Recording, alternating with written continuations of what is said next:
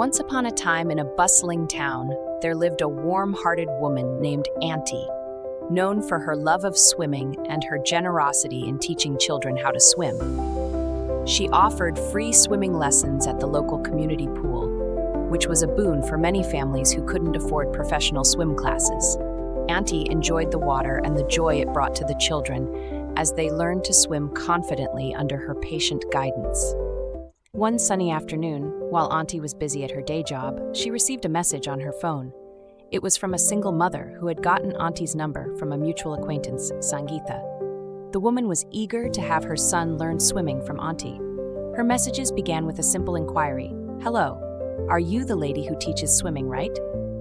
Aunty, always happy to help, replied kindly, "Yes, sure." The mother continued, asking if it was true that the lessons were free because she couldn't afford to pay. Aunty confirmed that indeed the lessons were free. However, the conversation quickly took a turn as the mother began to send a flurry of messages, demanding immediate responses.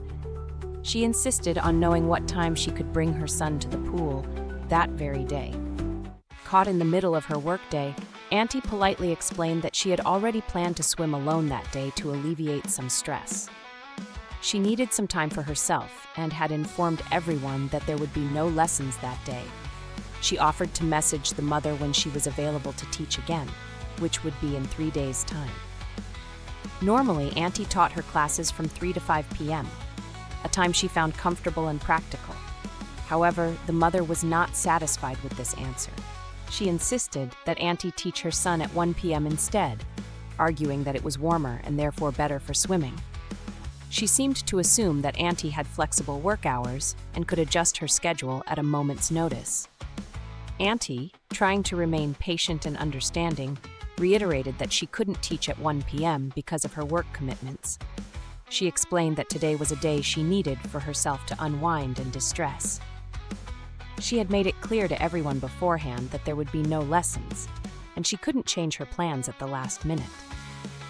Despite Auntie's reasonable explanations, the mother persisted. She insisted that it wasn't fair to her son, who had been told he could go swimming that day. The mother even went so far as to say that since other children had received free lessons for a month, Aunty was obligated to make up for it by teaching her son exclusively. Aunty was taken aback by the mother's insistence and entitlement. She explained once more that she couldn't provide exclusive lessons for just one child, especially since she wasn't a certified swimming instructor. She was simply a kind-hearted woman offering her time and skills to help children learn to swim. Moreover, she wasn't comfortable being responsible for a child with anxiety in a pool with considerable depth. She suggested that the mother find a certified instructor who could provide the necessary attention and safety for her son. At this point, the mother revealed that her son's anxiety wasn't related to the water but to being around other children. She demanded that Aunty teach him alone for a month, after which he could join the group lessons. She also made additional demands, such as asking Aunty to bring an extra pair of goggles for her son since he didn't have any. Feeling overwhelmed by the mother's demands, Aunty explained that she couldn't swim every day and that she needed time to rest between sessions. She also stood firm in her decision not to provide exclusive lessons, as it wasn't fair to the other children and was beyond what she was willing and able to offer. The mother's tone shifted dramatically. She began to hurl insults at Aunty, calling her selfish and heartless for not accommodating her son's needs. She played the single mother card, trying to guilt Aunty into changing her mind by claiming that she had already promised her son he could swim. The situation escalated further when the mother threatened to throw her son into the pool at 1 p.m. and held Aunty responsible for anything that might happen to him. It was a shocking and reckless statement that highlighted the mother's desperation and lack of consideration for her son's safety. Aunty, maintaining her composure, did not respond to the threats. She knew she had set clear boundaries and had communicated them politely and reasonably. She had done everything she could to help within her capacity, but she couldn't allow herself to be manipulated or bullied into a situation she wasn't comfortable with. Despite the mother's ongoing barrage of insults and accusations, Aunty chose to disengage from the conversation. She realized that no amount of reasoning would satisfy the mother's demands, and it was best to remove herself from a toxic situation.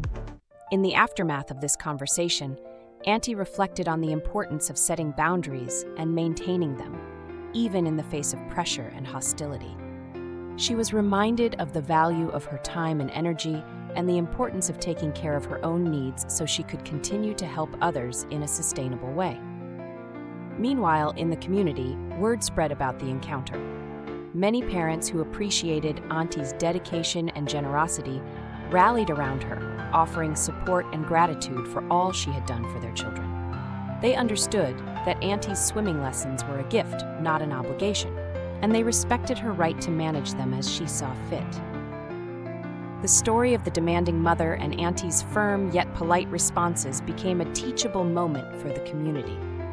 It highlighted the need for respect and gratitude towards those who offer their time and skills freely, and it served as a reminder of the importance of communication and understanding between people.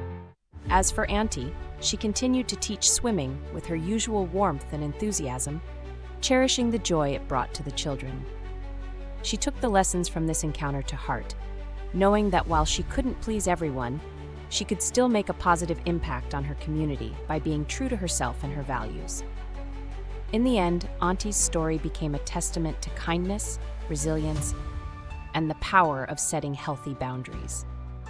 It was a reminder that even in the face of unreasonable demands, one can stand firm with grace and dignity, continuing to do good in the world while taking care of oneself.